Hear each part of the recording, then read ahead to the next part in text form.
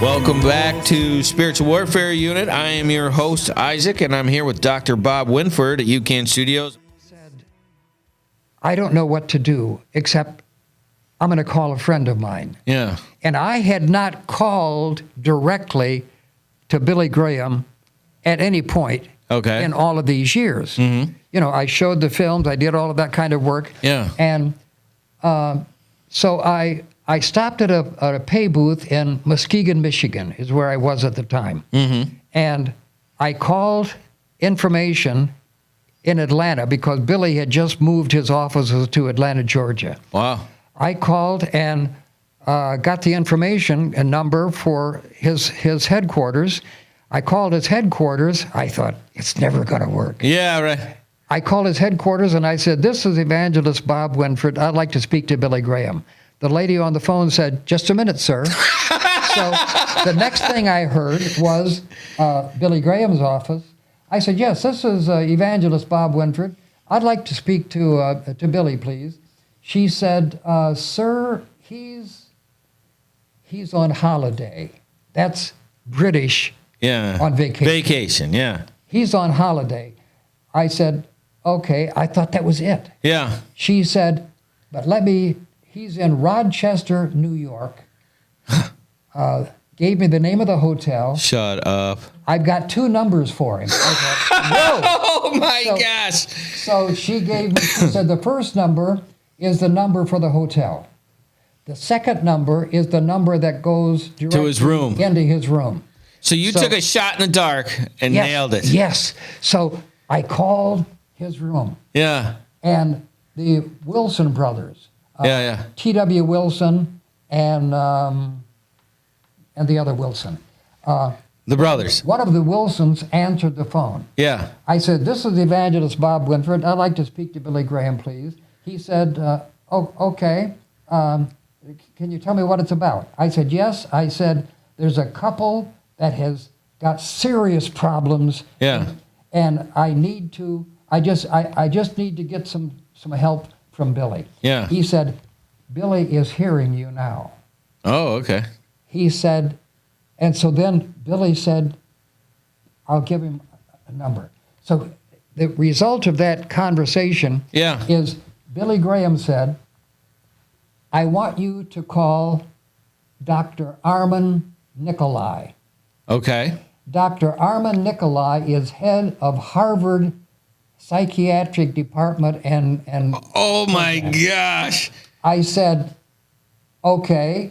He said, I'm going to give you 2 numbers. The first number will be to his office at the university.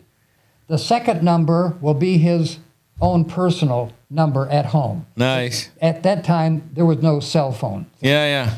So he said, but Brother Winford, let me have 8 minutes.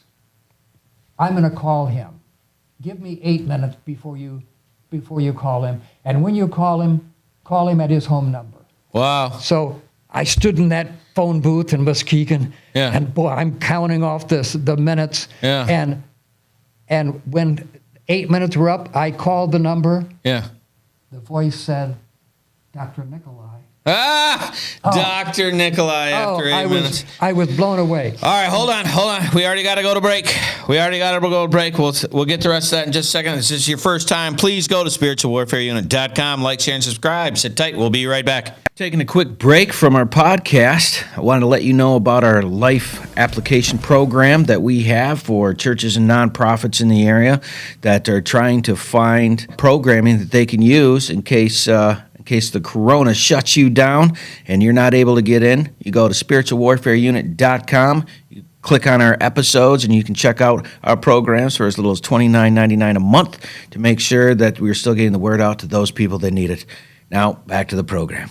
Welcome back to Spiritual Warfare Unit. I am your host, Isaac, and I'm here with Dr. Bob Winford at UCAN Studios, and we were just getting this story. So Billy Graham asked for 8 minutes, and then he gives you the personal number of this doctor. Yes. And you had just had this couple that you didn't know talk to you, and you decided, I'm going to call Billy Graham. Yes. Okay. Yes. All right. So you call him, and the next thing you know, you're on the phone with Dr. Nikolai from Harvard. From Harvard, yes. So I'm talking to Dr. Nikolai, and he said, Bob, here's what you do. He said, you put the lady from this couple, put the lady on the phone, on the plane immediately, and send her to Boston, which is where, Cambridge and all of that. Yeah. So the couple was with me, standing outside the booth. Yeah. She is crying, so it was amazing. Yeah. So I told the couple what was going to happen. She needs to fly to Boston today. Mm-hmm. Now, we're in Muskegon. Yeah. They got planes this big. Right. Okay. And so we went to the airport. We got her on a plane to Detroit. No From kidding. Detroit, back then they hopscotched. Yeah. And she was in Boston later that afternoon. That Unbelievable. evening. And he said, Nikolai said, I will call back. You tell me who to call. I said, I'm going to have you call her husband because, it'll be. And it was amazing what happened. Yeah. And so he set up, because this couple was traveling all over the country, speaking in churches as well. No kidding. And so Dr. Nikolai called and talked to both of us and said, here's what I've done. I have set up 5 psychiatrists throughout the country. Okay.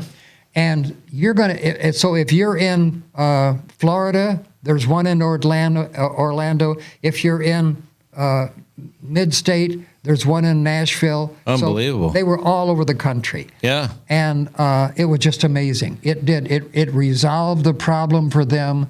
Yeah. And I couldn't believe that it all came together just like that. So how did this how did that move forward? Did you get a working relationship with them at that point, with Billy Graham and working forward? Or? Okay. They worked with Dr. Nikolai. Yeah, no, I get that. Okay. But you worked with Billy Graham, and you said that was the first time you'd ever called him? Okay, that was the first time I'd ever called him to say, to talk to him about something like that. But then I mentioned earlier to you about Axarben. Yes. Stadium for Nebraska. Yes. Axarben is Nebraska spelled backwards. Right. And Graham was having a crusade in Omaha. What year was this? Do you remember? That had to be 62, 63, something like that. So you're in Nebraska. And so I was attending a biannual convention for the Assemblies of God. Okay. That was in Des Moines, Iowa. Mm-hmm.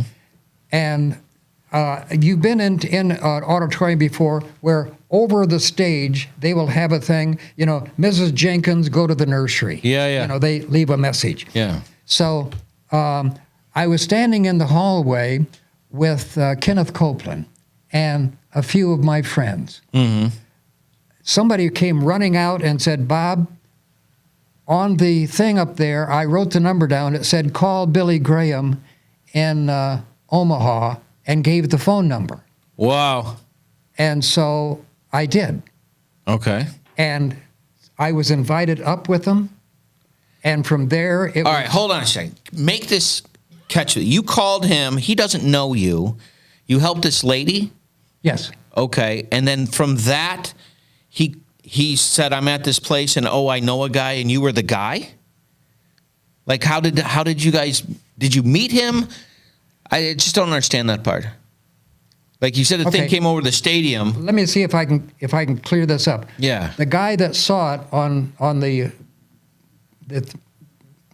yeah. and ran out to the lobby. Yeah. He knew me, and he said, wow. You've got to call Billy Graham. Okay, so what did he want? Kenneth Copeland said to these preachers standing around, let's form a circle and let's pray that Bob doesn't go up there because he doesn't need to be with the Baptist. And so they prayed, and I've always wanted to tell Kenneth, and I've seen him many times after that, and I've never told him what that was. But at any rate, Dr. Bob Firm was editor of the Decision magazine. Okay. He's the one that, when I called that number, he answered, and he said, "We want you." So I went up there, and from there, I learned from there that Billy Graham never liked to fly. Really? He despised getting on a plane because he said, "I'm a white knuckle flyer." Yeah. I didn't understand what that was then. Yeah. But anyway, so from Omaha, they drove to Boston. Okay. And that was another crusade. Yeah. And what did you do with that? Anything? Yes. There was a guy in California, Lowell Berry. He had the Lowell Berry Foundation. Okay. You would love that man. Yeah. Because he was very, very wealthy. And he was saying to young seminarians and evangelists and Bible school students and so forth, if you want to go to the Billy Graham crusade and learn about evangelism, I'll fund it. Okay. So he would pay the person's transportation, their lodging, in this case in Boston, their meals, a little spending money for dry cleaning or whatever. Right. And so when I got to Boston, I was to become a writer for the School of Evangelism. Wow. That's what they called it. School of Evangelism. Okay. And then that operated like that for the first 5 days of the crusade, of the Billy Graham Crusades, for a few years. Then they changed the name to the Evangelism Seminar. Okay. From that, instead of bringing young seminarians to these crusades, which was very expensive, they built a unit in North Carolina called the Cove. The Cove. Okay. The Cove.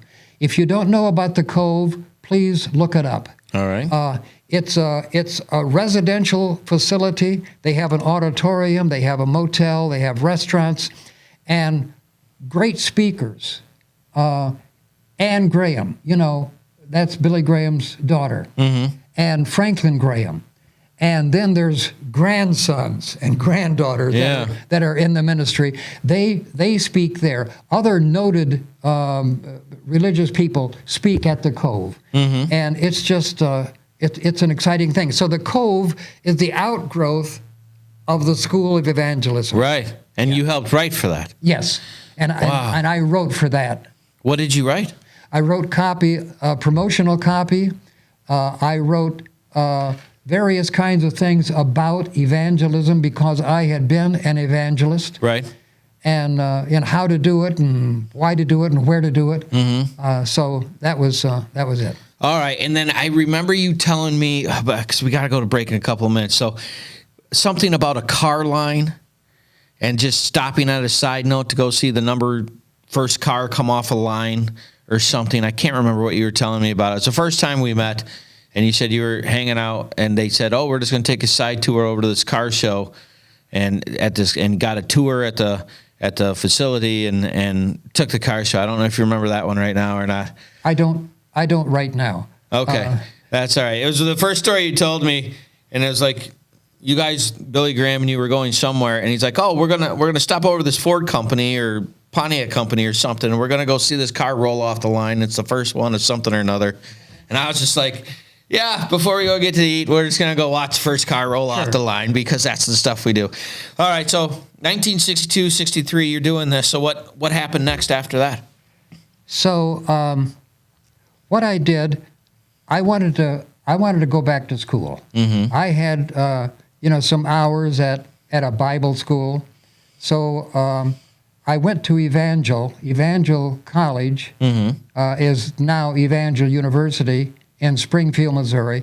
I went and got my bachelor's degree, but from what I had been doing is traveling with Oral Roberts, speaking at conventions, convocations, seminars, rallies, that sort of thing. And how did you meet him? I don't know how Just along the way. I first met him, but just along the way. Okay. And this university invited Oral and me to come. Okay. I was to speak in the afternoon. Oral was speaking at night. So I got there, and they said, Oral is flying in this afternoon. So we rode out with some friends to the airport in it was Chillicothe, Missouri. Okay. And we got there, and the plane landed. It was an Aero Commander 680, huge twin-engine plane. Okay. It landed, and when people got off, there was Kenneth Copeland. He was the pilot for the Kenneth plane. Copeland was the pilot for the plane. Kenneth Copeland was the pilot, and he had been a commercial pilot before that. And he was, and he had, and that was before. That was Chillicothe was before Omaha, Okay. Nebraska. So No kidding. That is extraordinary. We got to take a break there. Okay. Sit tight, Bob. We're going to get to it. Man, this is great stuff. Please like, share, and subscribe. Help us get the word out. Sit tight. We'll be right back. Welcome back. I'm here with Chad. He's here with our drug dog, Hans, and he's been a big hit at the Depson Dogs. Tell everybody a little bit about Hans for us. Hans is the man. Hans loves to find drugs. We take Hans and we search different rehab facilities, schools. We actually got Hans to serve the public. So, anybody in the public sector that wants any type of search, if you send a kid to rehab and you want your house swept before you come home, feel free to give us a call. Schools, they're great deterrent as well. I'm here with the regional chaplain down Genesee County. Kenny is here. They do great work inside the jail. Can you tell us a little bit about the programs that you guys have inside the jail? Yeah, we have an opportunity that the sheriff allows us to come into the jail as guests to share the gospel of Jesus Christ with each one of the inmates that want to hear that. We have programs within inside the jail that we have Bible studies, we have people that come in and do one-on-ones as the inmates request it, but all of that's an opportunity to give them a choice at a different life than with the choices that they've been made to get here. Outstanding, and they're one of our partners in the community to help people who are one of the people that help win, help us, help you, help those people around. I'm here with AJ. He's one of the committee members from Back to the Bricks. How do you think it's going today, bud? Good. Yeah, I mean, everybody's here. Everybody seems happy, and we're doing it up in Flint just right. Yeah, it's been a really good time. We're right by the jail, hanging out with some been very cool cars. And right to our left is their son was a deputy who had passed away, and so what they do is they have his car come out and they show it off at the different shows. We're sitting down here with UCAN and Reach the Forgotten and Spiritual Warfare Unit and Depson Dogs and Back to the Bricks, of course, with the cars because you guys are the cool kids. We try. You do it good. All right, we'll be around. All right, welcome to the show. I am your host, Isaac, and I'm here with Dr. Bob Winford, and he was just telling us the story of how Kenneth Copeland happened to be the person piloting the plane to get him and Oscar. Is that right? Oral Robertson. Oral Roberts. You, Oral Roberts, and Kenneth Copeland's the one flying the plane. That sounds like they set up to a joke, right? Yes. So you're doing this, Yes. and then we were talking off there about you said the car stories coming. Was there anything before the Etzel line story? No. All right. What happened? So you spoke, and then So the convocation that Oral and I were speaking at in Chillicothe, Missouri, was going to begin the next night after he had arrived. Mm-hmm. So Oral said to me, Bob, I want you to meet me in the morning. And so I said, okay. And you never knew. You never knew if we were going to go have coffee, right. if we're going to take a walk down the street or what. Right. So the next morning, I was fully dressed in the lobby. Oral Roberts got off the elevator. yeah. And he said, they've got a car for us. So we went out and got in the car, and they drove us out to the airport. And Oral got off, and I got off, and we got on the plane. And So you just drove to an air. You have no idea where you're going. Yeah. And so, I love it. So I thought, well, maybe they've got breakfast on the plane or something. Yeah, yeah. So we got on the plane. They fired the engine up and took off. And this was a grass field. You've got to know that, a grass field. They had a plane just show up on a grass field. Yes, and you've got to look up. You've got to look up a picture of an Aero Commander 680. Okay. Its bottom, its belly, the wheels come out of its belly, and you think this thing cannot land on a grass field. Yeah. But at any rate, we took off, and I leaned up and I said to Oral, I said, "Where did you say we're going?" Yeah. He said, "Kansas City." Like I would know. Right. I said, "And what did you say we were doing in Kansas City?" He hadn't. He said, Ford Motor Company, one of the Fords called me back some time ago, and they want me to be the keynote speaker when they unveil the 1958 Edsel. Edsel. So they just had you because they had nothing else to do. Yeah. So on the downtime, we're going to fly over. So we flew over there, and Wow. when we got off the plane and in Kansas City, Kenneth stood at the steps that we came down. Mm-hmm. He said, "I want to tell you, the car that you get in to go to this rally, keep your eye on that driver. You get in that car when the rally is over, it'll be over in exactly 60 minutes. Okay. If you're not in that car and brought here, you will have to find your own way back to Chillicothe." So that's just what a Tuesday was. You just show up, you fly out, you see a new car line, do a speech for the Fords, it was over, and we flew back. and that was all. And you say that like, yeah, and then we ordered some fries, and plane showed up in a field.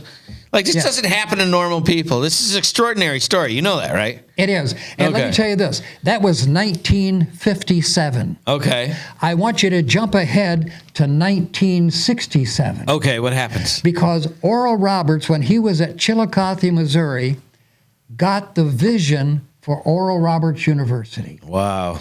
1968, I had graduated in 1967 from Evangel College. Okay.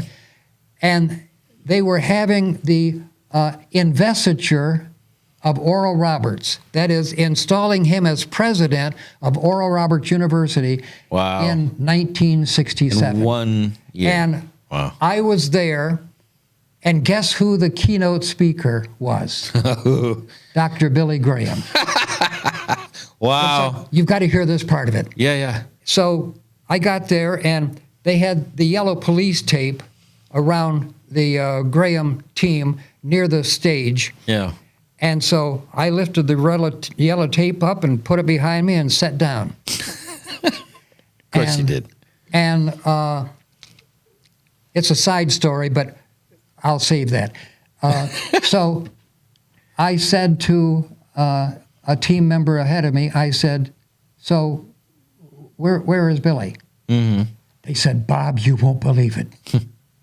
He is stopped in traffic. There's so many cars trying to get in here that they're on traffic on a main highway." No kidding. And guess what's happened? I said, "What's happened?" Oral Roberts called the state director of the state police and said, "Billy Graham is caught there. Here's his car. Here's the description. You've got to get him to this place." And they did it. They sent the police helicopter What? to pick him up. Oh my God. Now you know that Billy Graham does not like to fly. No, and helicopters even worse. The whole crew, we didn't know if we should pray. Does God answer a prayer like this? We didn't know. Yeah. But 5 minutes later, 10 minutes later, the helicopter landed, and we could see him. The audience couldn't see him. We could see him. Yeah. He was as green as you have ever seen anybody. And we thought he won't be able to speak. Right. So they got him off and got him seated, and Yeah. and it worked out. I got to imagine.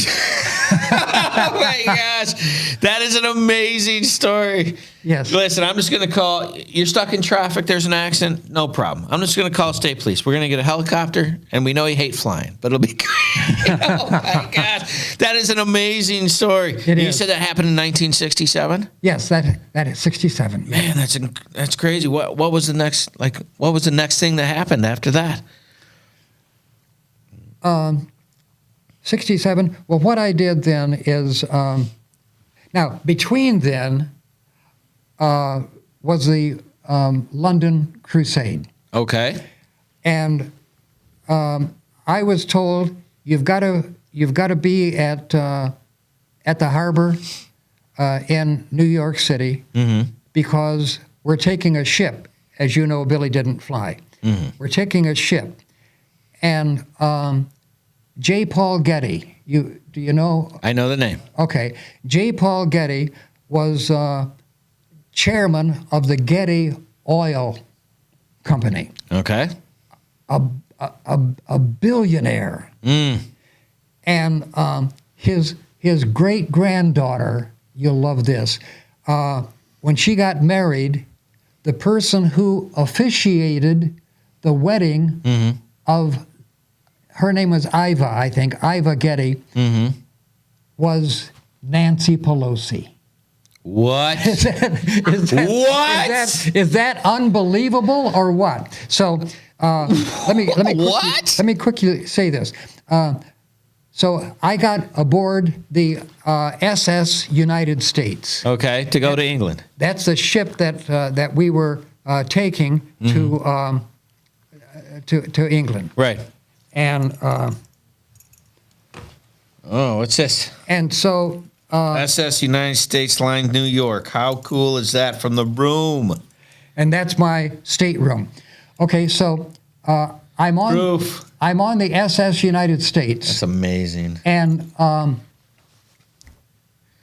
they hook a tug to the ship and they pull it out into the Hudson River. Okay. Then they release it and the ship is on its own. Right. So I felt the movement of the ship, so I knew we were tugged out when there was a knock on my stateroom door. Okay. I opened the door. Here was this military-looking officer dressed in white. He had his cap at his chest, and he was like standing at attention. He said, "Are you Mr. Winford?" I said, "Yes." He said, "The captain wishes to see you in his quarters immediately." Okay. I thought, Uh-oh. I don't swim that well. They're going to throw me overboard. So I followed him, and he walked swiftly to the elevator, and they don't call them floors, they call them decks. Yeah. So we went up to the top deck.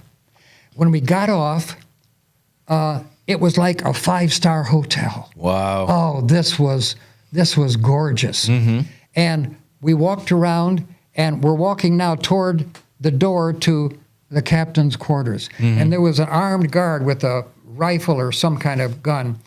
And this man reached over and opened the door and pushed the door open. Okay. And we walked in. And this military guy or whatever said, "Sir, this is Mr. Winford." The captain looked at me and he said, "Are you a minister of the gospel?" I said, "Yes." Yeah. He said, "We have an all-faith service on Sunday in the theater. You will be the speaker." Wow. And so I said, I'm thinking in my head, and he said, "We publish a newspaper every day. So Okay. you give my assistant here information about your sermon, the songs you want, Yeah. anything that would promote this. So we want Hold on. this to be a big They publish a paper for the boat? for the boat." Okay. Yes. So Wow. and so That's a huge boat. that's a huge boat. That's a huge boat. So he continued and he said, "So if you need musicians, whatever you need, Yeah. you tell him, he will get it to you." And here's what. We have over 300 phones on this ship. Yeah. At every elevator, there will be 3 or 4 phones. He said, "You go to that phone. If you have an idea, don't wait. Go to that phone, pick it up. She will say, number, please. And so he said to this military guy, you give him his number. So I would tell that operator the number, and she would get a hold of him wherever he was, day or night. I could talk to him. So I thought, I've got to tell. I said, sir, to the captain, Billy Graham is on board. Yeah. He said, did I tell you you're speaking on Sunday? And so I didn't say anything else. Right. Yes, sir. That's a perfect place. We got to go to our next break. Yes. Please like, share, and subscribe. Sit tight. We will be right back. I'm really impressed with the teachings that Isaac has been bringing to us, as this is all based from Proverbs. I like it because it's simple, and it doesn't matter who you are. It's very easy to understand and apply to your life. You know, it points out, you know, my bad parts, and you know, but it's showing me how to do the good parts. And you know, I'm trying to apply that and, you know, make a better life for myself, because I'm tired of where I've been. It's impacted a lot of the guys as they continue to talk and ask questions after the meetings, as they speak to one another regarding the meeting and the messages and the topics that are being brought up, which are down-to-earth topics of situations and things that we live with on a day-to-day basis. He takes the Bible and he breaks it down into simple terms and where you can understand. And like I said before, sometimes a lot of churches, even the Salvation Army, sometimes we start using these big words that people don't understand, like even saying someone got saved. Well, what does that mean? What does it mean when you say someone got saved? And it's accepting Jesus into your heart. So it's like words like that we use that people don't understand. It's just very interesting how he points out, you know, the different things of, you know, the sin part, and then he comes back with the, you know, how to make it better, and he just points it out. It's there.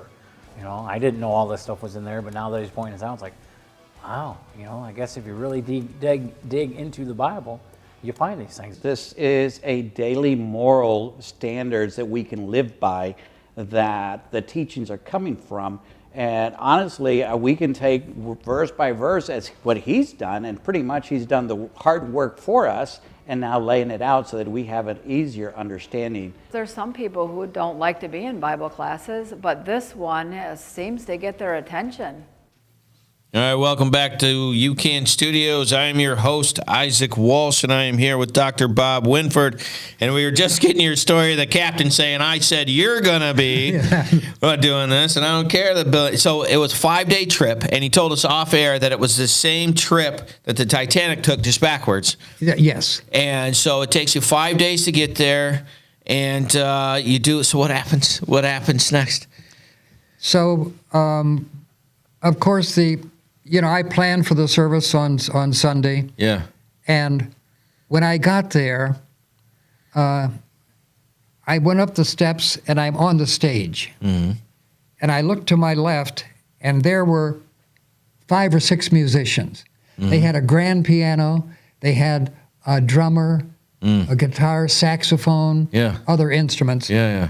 And the leader, as you know, with any kind of musical group, the union requires one to be the leader. He makes the big buck. That was the piano player. Mm. He said, we took it on ourselves to have song sheets printed that you wanted so that they can be passed out to all the attendees. Okay. The first class is the balcony. Mm-hmm. The second class is main floor. Yeah. So I said yes. So his people went and passed them out. Mm-hmm. And when I looked, I wanted a speaker stand to put my Bible on, my notes. Yeah. There was a naked microphone stand. That's it. Microphone on top. Yeah. Nothing else. Mm. And the ship does this. Yeah. Okay. All the time. Yeah. So it was time to start. So I walked to the microphone, and I held on to the microphone stand. Yeah. And we opened in prayer. And the songs and all of this. And when the service was finally over, I walked over and the leader said, we've got to take this show on the road. That's awesome. That was a good Yeah. compliment to me. Yeah. That just meant they enjoyed the. But while we were there in England, J. Paul Getty, who is head of the Getty oil industry, invited Billy to come to his home. And, Billy is not one to jump in to impress wealthy people. Right. And so he was reluctant to go. Right. But the team, we said, you've got to go. You've got to go. This man will be influential, and he may come to the Lord. Who knows? Right. You've got to go. Yeah. So it was agreed that he would go. J. Paul Getty lived on his own private island. Wow. The only way to get there was by plane. Oh, no. Yes. And we know he doesn't like to fly. He doesn't like to fly. Oh, goodness. For a guy that doesn't like to fly, he flies a lot. He does. So how did it go? Did it go well or not well? Do you remember? Oh, it really went well. Did it? It really went well. Wow. Because there was great contributions came into the crusade, and Billy, the money is spent wisely. Billy Graham does not have them take a collection for him on a certain night and give it to him and his wife. Yeah. Billy Graham was on a salary. He made X amount of money every week, whether he was in a crusade or not. And he has held many crusades throughout Europe. I did many programs on Europe. The High Roads of Europe was a program that I did for schools, talking about the government and so forth of 5 nations in Europe. And there's some very interesting things that happened at that time. Yeah, and that's what we want is the interesting. All of this is interesting. Okay. Every single piece of this is interesting. So Yes. Did you go from England to Europe? Was that like the next step, or how did that work? Okay, the United States has military bases all over. Yes, sir. Italy, Germany, England, everywhere. And so I was invited to speak at all of these military bases Okay. and talk about evangelism, talk about the Graham ministry, that sort of thing. So I did that. And I remember I was in Erzhausen, Germany. Erzhausen. Okay. And I was speaking that night at this military base, and I don't know the ranks, but whoever was in charge of that said to me, "My daughter has heard about you forever. Wow. She's coming to your service tonight." Wow. I said, "Oh, that's great." She was 10 miles away. Okay. She walked every step of the way down the railroad She track walked 10 miles. to get to the meeting where I was speaking. Wow. Oh, that was such a blessing to me Yeah. to know that the Someone people- did that. that they're that committed. Yes, Right. Yes. And that the power that you're using in your words that bring them to God produces that outcome. That's extraordinary. Yes. Man. I was in Barcelona, Spain. Okay. I rented a car. They call it a car. It was the smallest. I mean, you couldn't get in it. You had to put it on. Oh, you had to put the car on. Nice. It was called a Seat, Okay. which is a relative to the Fiat. Fiat. Yeah. So I rented this Seat, and I was going to go to a little Andorra. Andorra is a tiny principality between Spain and France. Okay. So I'm driving along, and I got there, and I thought, whoa, this is unbelievable. And now there's a crevice. This is the French side. This is the Spanish side. Okay. And it's like mountains that go down, and at the very bottom of it is a river. Okay. So it's like a wedge had formed that. Huh. And there was a bridge over that. Okay. So I thought, I'm glad I got to see out now. Yeah. So I go there and I drive up on top of the bridge. Okay. And I took my camera, I'm leaning out my window, taking pictures of that Snake River in the crevice. Mm-hmm. And the people on that side are screaming and hollering at me. And the people on this side are screaming and hollering at me. Oh, no. And I thought, boy, talk about a welcoming committee, you know. And I'm just one American by myself in this Seat. Okay. So I got on the other side, and I thought, you know, I don't want to be blocked. I better turn. So I turned around and I went back. When I got on the other side, I was stopped. Men stood in front of me and said, "You idiot. That is a walking bridge. No car has ever been on that bridge." And you just did it twice. Yes. And they said, if I were you, I would not speak English because it brings a bad name to our country. I would get out of here now. How were you supposed to know? And if the car's small enough? I mean, it probably said Plukashtin Bakoka, but I don't read that, you know. That's so funny. Yeah, so oh, man. That's funny. So they're all yelling, you went and back. That's so perfect. Oh, my gosh. So you're into Barcelona in Spain. You went to that little spot. That sounds beautiful. You did a great job. Thank you. Explaining that. So what was your next steps? What did you do next? Well, you know. You got so many big events. Yes. Vaduz, Liechtenstein, of all the places I've been in my life, that's where I tell people, go back there. Really? Go back to Vaduz, Liechtenstein. It's a tiny principality. Yeah. And I stayed at Hotel Angel.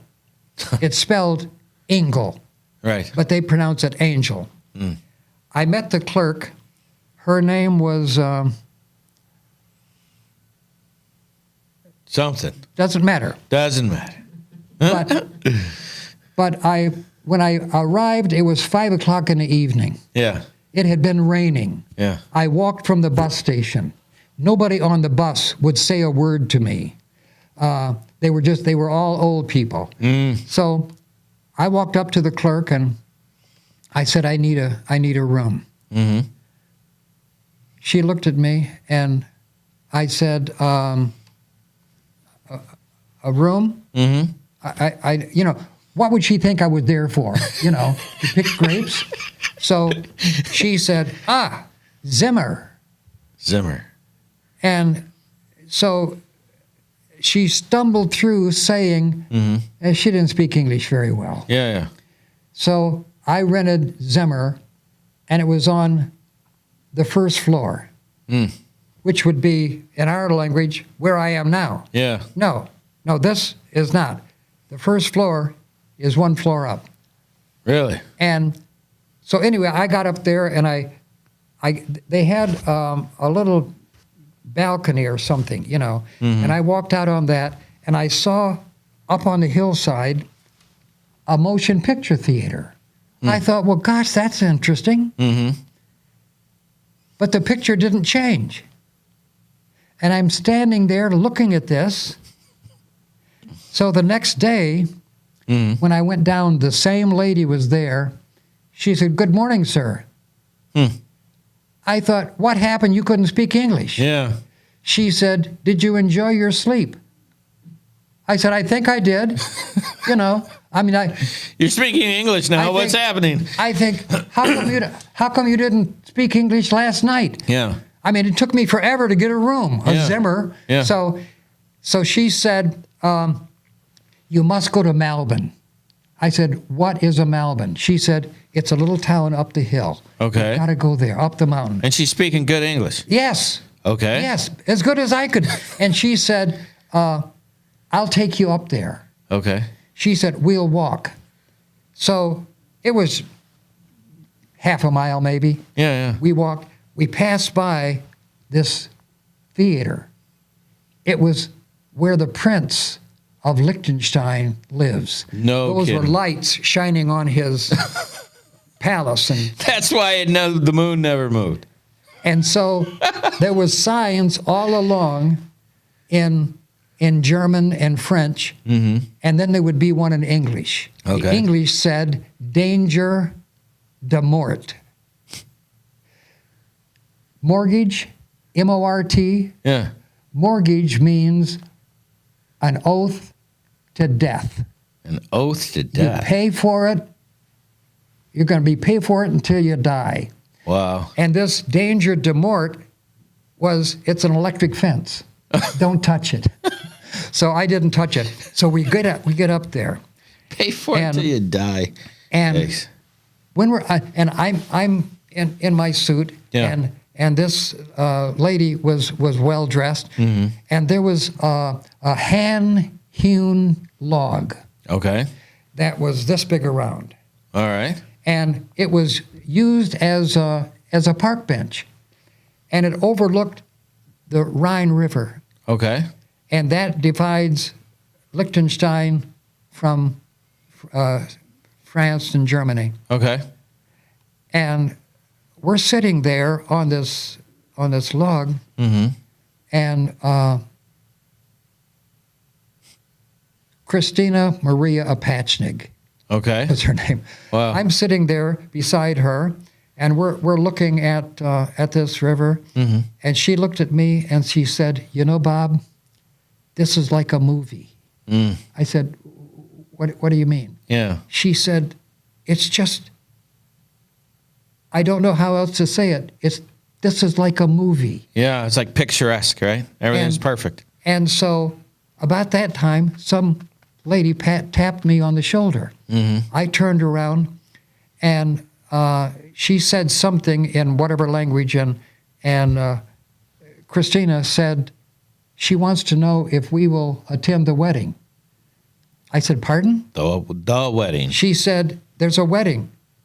And she said, the reason she said it is we're dressed up and we look like we should go to a wedding. Wow. Can we go to the wedding? I said, "Sure we can." Yeah. And we got a free meal. Right. Right. Absolutely. So we went to the wedding. Man, that's amazing. Yes. With that, we got to go on a break. Perfect timing. Okay. Appreciate it, Bob. Sit tight. We'll be right back.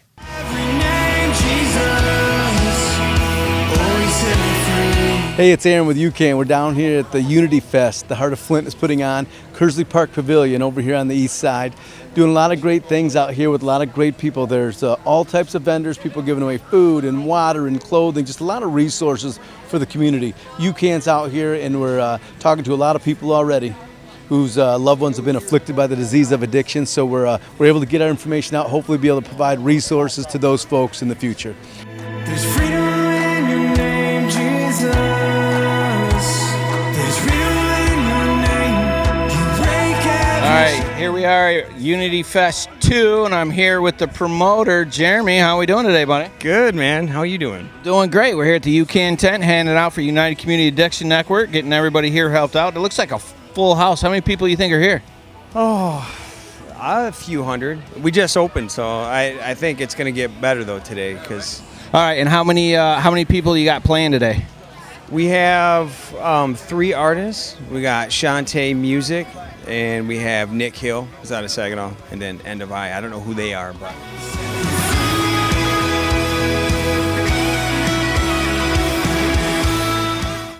Welcome back to the show. Of Heidi. I am your host, Isaac Walsh, and I'm here with Dr. Bob Winford, and he was just referring to a book named Heidi. You said it's a German book? Is that right? I don't know. You don't know? And they were just getting the information on that. And I just want to get a couple more stories from you. So you went from Liechtenstein, where you got invited to a wedding because you were dressed up, and you were sitting in one of the most picturesque places you'd seen. And where did life take you after that? After the Liechtenstein incident, I guess we'll call it. Well, you know, you've heard of Grace Kelly. Yes. She was an American movie star. Yes. She married Prince Rainier. Okay. Prince Rainier was the Prince of Monaco. Okay. It's Monte Carlo, Monaco. It's right on the Mediterranean seashore side, and she was killed in an automobile accident that she caused herself. Okay. So Grace Kelly, the Prince of Monaco, named a Catholic church that they had, I think Grace Temple. Okay. Or something like that. Yeah, In honor of his wife. Right. And if you ever want to go to a nice place, Monte Carlo, Monaco is it. Really? Like I say, it's right on the Mediterranean. Well, what were you doing there? Just traveling? I was collecting data to do a program called The High Roads of Europe. High Roads of Europe. Okay. I was hired by North Dakota State University. First of all, I was hired by North Dakota State University originally to do a program called Booze, Dope, and Weeds. Booze, dope, and weeds. Yeah. Okay. I have never had an alcoholic drink in my life. Okay. And I've told that to enough people that the word got around, and the person in charge of the Lyceum program at North Dakota State University got wind of me and said, we want to hire this guy to do a program. We have written a program called Booze, Dope, and Weeds. It's anti- drinking and drugs. Dope, and weeds. Yeah. And so I had to memorize this 25-minute program. Okay. Word for word. And they took me to a little town in Wisconsin, where, you know, the giant, who's the big giant? Paul Bunyan? Paul Bunyan. Okay. Yeah. It's the home of Paul Bunyan. Okay. So they sent me there for a week with J.B. Fletchner, who was a writer or producer. And he rented a theater building, empty theater building. Okay. And I met him every morning at 6 o'clock at that theater. And he would be the only person there. He would be sitting in the middle of the auditorium, and he would say, and now, ladies and gentlemen, Bob Winford. And I would walk out. And I would start the first part of this 25-minute thing. And I had it down, but he would say, no, stop. You've got to emphasize this sentence. Right. And so I would do that. So he would introduce me again. And it would go, we would be there from 6 in the morning till 8 at night. Wow. Just going over this presentation. Going over that. Wow. And finally, he said, Bob, you have got it. It is perfect. So then I went into hundreds of schools in North and South Dakota and northern Nebraska. Public schools, private schools, you know. Yeah. Presenting this program. Yeah. And it was part of their Lyceum program. Yeah. And, I mean, that was exciting because I made $75 a pop. $75 a pop. $75 for every, and I would give 3 to 5 a day. Wow. Well, that was big money back then. Yeah. Because that was a long, long time ago. Yeah. But so I was a member of International Platform Association. Okay. I met a guy there. His name is Glenn Seaborg. Okay. Have you ever heard of Glenn Seaborg? I haven't. Have you ever heard of the Manhattan Project? Yep. Yes. He was director of that. What? Yes.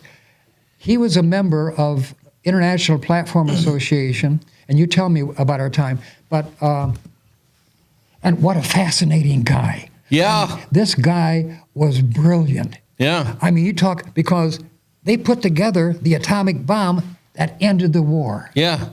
And remember Harry S. Truman? I did. You ran He's into the him. one that said, drop the bomb. Yeah. and I know the guy that built the bomb. But his fascinating story is this. Other than the Manhattan. His wife had died, Yeah.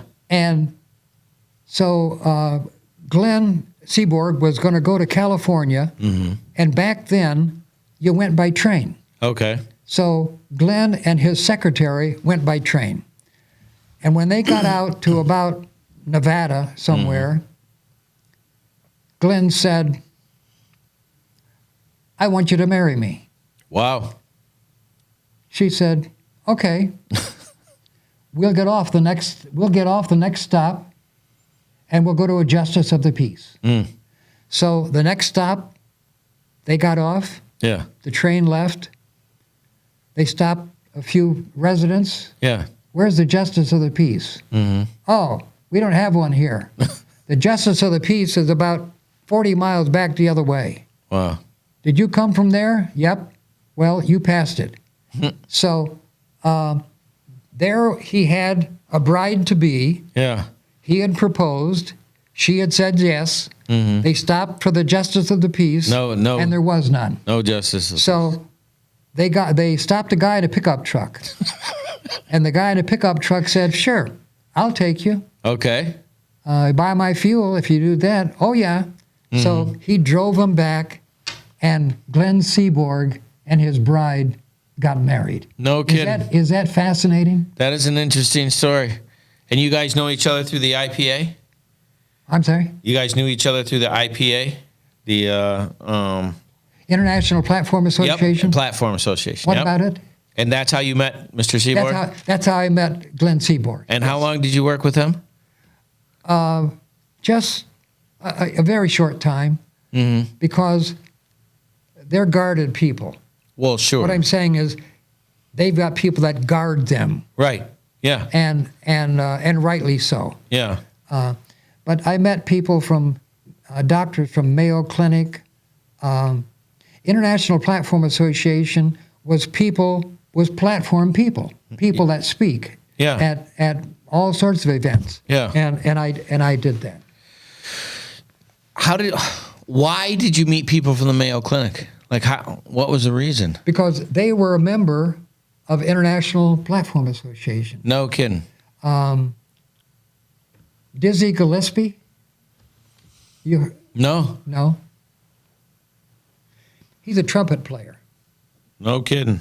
So this is just like a group of extraordinary people that get together to perform and do their things and inform each other. Yes. Rene Barrentos. Okay.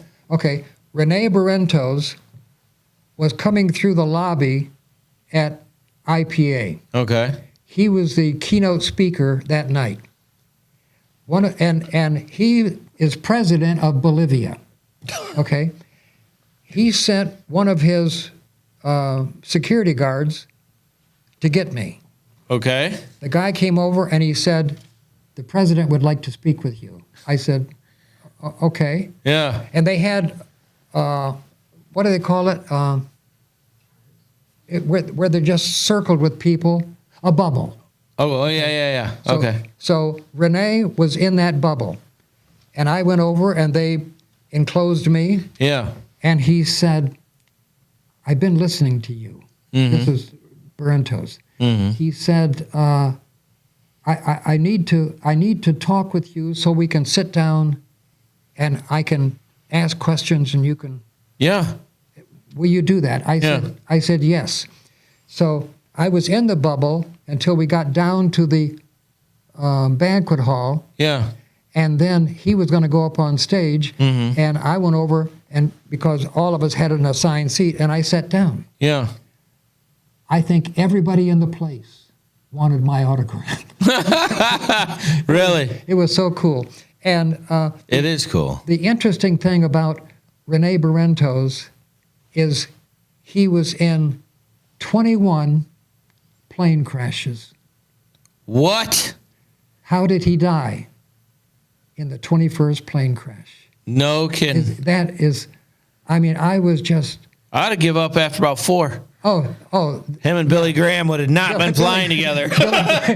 Billy Graham wouldn't have got on the 21. 21. Talk about pre. And you should look up, if you can, do you ever go to Dr. Google? Dr. Google, yes, constantly. Okay. Go there and look up Rene Barrentos. Okay. Rene. Got it. Rene Barrentos, and read his story. Oh, it is Incredible, huh? It is incredible because he was president, Yeah.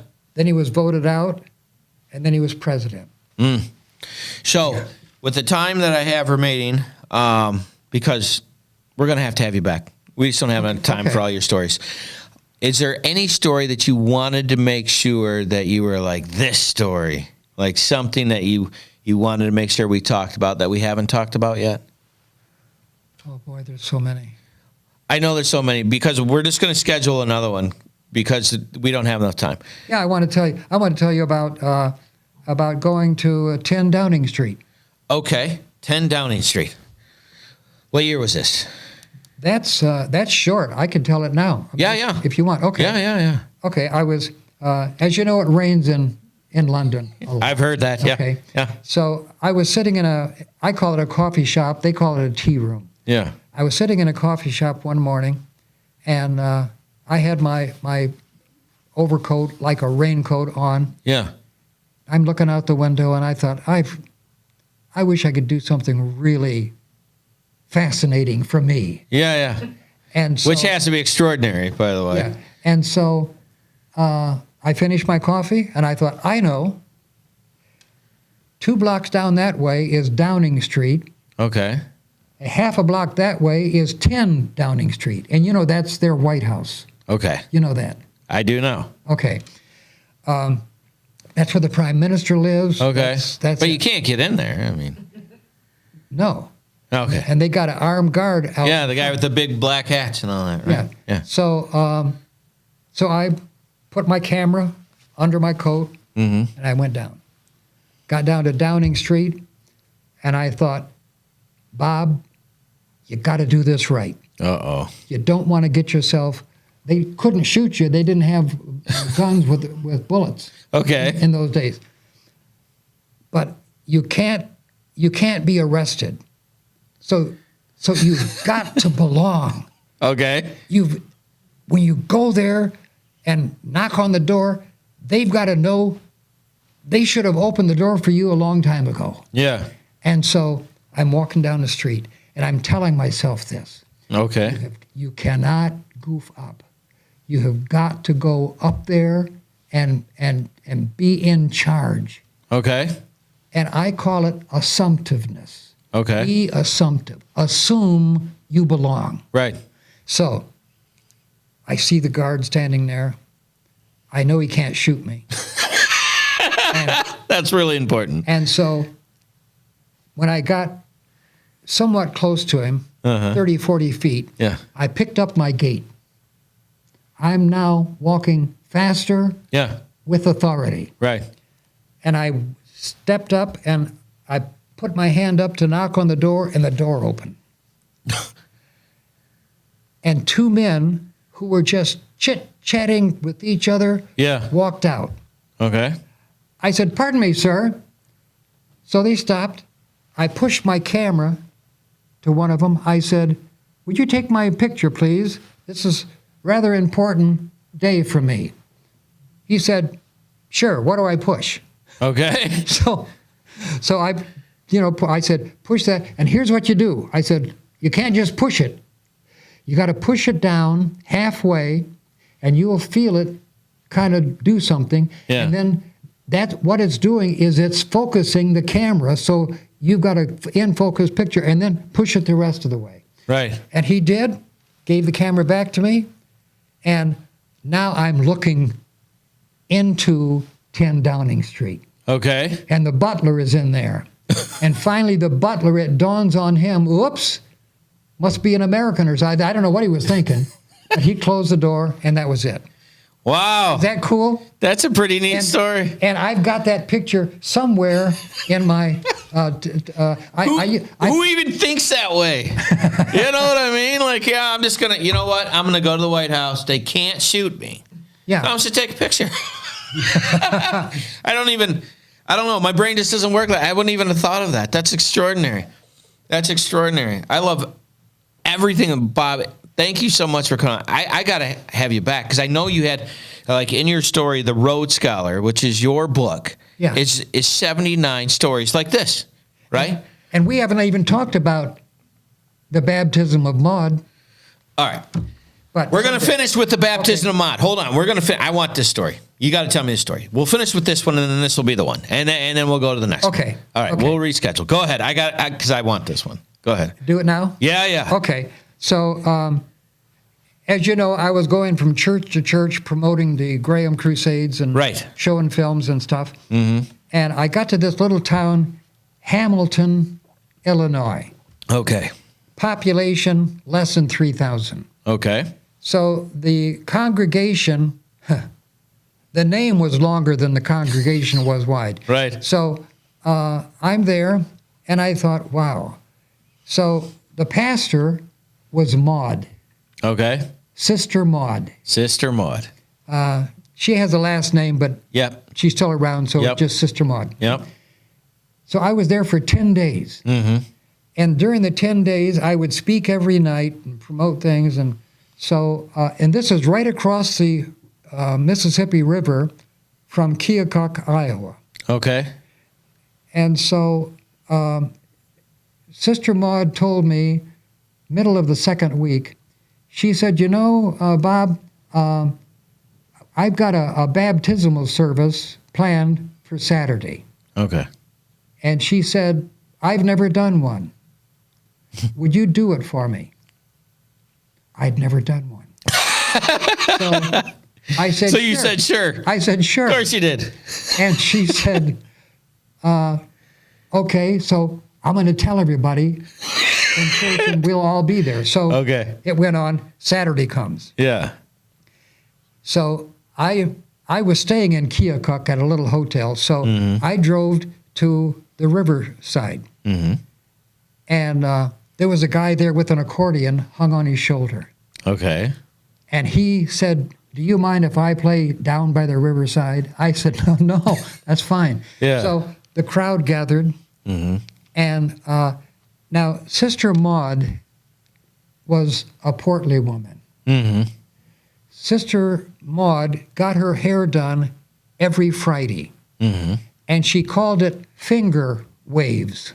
I don't know what that is. Okay. But finger waves. And her hair was curly, curly, curly. She wore a white uniform like a nurse. And her socks were like pantyhose, but they were that thick white. Yep. Okay. Yep. And she had white shoes on. Right. So her hair matched her dress, matched her socks, matched her shoes. Right. So very matchy. So here we were. And so I told people, okay, everybody that's going to be baptized, if you'll line up here. And there was a deacon that said, Bob, I'll help you if you want me to. Well, you do. Yeah. Because sometimes you push a get them up, gets heavy. And they'll go. Yeah. So the two of us walked out, and the line of people followed us. Mm-hmm. And he's playing Down by the Riverside. Mm-hmm. And couple of other songs, and the congregation were singing, you know. Across the river, fishermen were fishing and catching fish, and it smelled like fish. Of fish. Okay. So then Sister Maud was at the end of the line, and she's coming out. I thought, well, she wants to say something. She wants to, you know. So she got out and she said, Brother Bob, don't ever tell anybody. Don't ever tell anybody. But she said, I've never been baptized. Really? I said, oh. She said, and you've done such a good job. She said, would you baptize me? I said, kidding. Yes. She said, I got to tell you this. Yeah. I'm afraid of the water. Oh, no. I don't swim. Yeah. I never have. Well, you're just standing right there, I guess. So me and the deacon, okay, and you would take the person's hand and put it over their mouth, Yeah. so that they're not going to breathe water. Right. And so we did. We went through the name of the Father, Son, and Holy Spirit. Yeah. And, and as a result of your profession of faith and yada, yada, yada. So we dunked her under. Yeah. And when we pulled her up, we didn't have her. What? She was gone. What? Gone. And I'm looking at the deacon, and he's looking at me. And it's like, I don't have her. Yeah. And so we looked, and she's heading downstream. What? For the dam. Okay? I thought, oh my God, I can see the headlines of the paper. Skinny preacher arrested for murder. And so... She's floating down the river. She's floating down the river. And so I lunged for her to grab her by the leg. Okay. And I missed. Oh, no. And I lunged the second time. And I missed. And I thought, oh, God, it's over for me. Yeah. And I lunged the third time, and I caught her by a little tippy toe of the white Oh, my God. hose. You have the hose. And I had a hold of it. And I looked in the deacon, he grabbed, and he got a hold of the other. And we pulled her back. And she was big. Yeah, yeah. Oh, I mean, she was big. Yeah. And so we got her pulled back. And she's freaking out or no? Or? She is. Oh, she is. no. She's going nuts. And she's flouncing and flashing and kicking. And she's kicking. And if she would stop kicking, we could hold her. Yeah, yeah. So we finally got her, and we got her upright. And, she would just, going nuts. And the people on the shore thought we were having a religious experience. Oh, no. And they're like, oh, amen. They thought God is blessing them. So they're shouting too. And that was it. That's my gosh. The baptism of Maud. That is such a perfect story. Yes. Dr. Bob Winford, thank you so much. His book is The Road Scholar, which you have got to check that book out. We are going to have his friend on, Mona, and she has Our Hidden Settlement. This is her book that she's coming out with. It's going to be coming out, and they're doing a showing October 7th.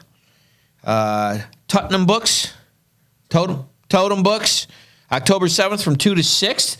We'll be there. We're going to have to check that out. It's very cool. And you got to meet her. She's got a really great story, which I'm not going to spoil because we're going to have her on. And I want to thank you so much. We have to have you back. You agree to come back? We got to have you back. I'd love to. It was so much fun. I had an absolute blast. Thank you for coming into Spiritual Warfare Unit. Please like, share, and subscribe and help us get the word out of those people that help people. And we will see you next time. Do you have a nonprofit in your area that's doing a lot of work that people should know about?